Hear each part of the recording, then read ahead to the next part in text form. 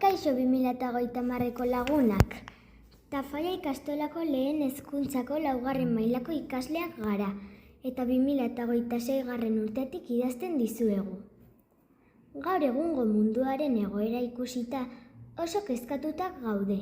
Gerrateak non nahi, boterea dutenek geroz eta aberastasun gehiago nahi dute, geroz eta pobrezia handiagoa betiko lurraldeetan, eta enpatia galdu den balorea da. Hau da, besteen lekuan jartzeko gaitasuna galtzen ari gara.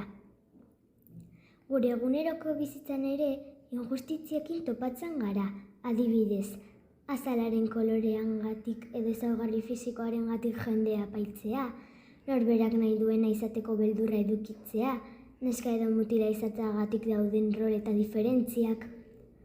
Horregatik lan handia egin beharko dugu 2030. urtean denok aske eta zoriontsuak sentitzeko. Baina nola?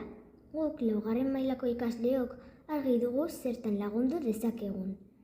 Ez ditugu ondokoak bere itxuragatik epaituko. Rolak apurtzen saiatuko gara. Neska eta mutiren arteko berdintasuna lortzeko lan egingo dugu. Harreman osasuntsuak edukitzea, inor baztertua ez sentitzeko. Horrela, pixkanaka, mundu justoagoa eta anitzagoa eraikiko dugu, non pertsona guztiak onartuak eta errespetatuak izango gara.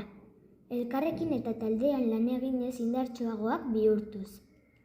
Beraz, ipuin afrikar batek esaten zuen bezala, Ubuntu hitza aplikatuko dugu, gure eguneroko bizitzan. Ikastolan, etxean, parkean, kalean, ni naizena naiz gu denok garelako.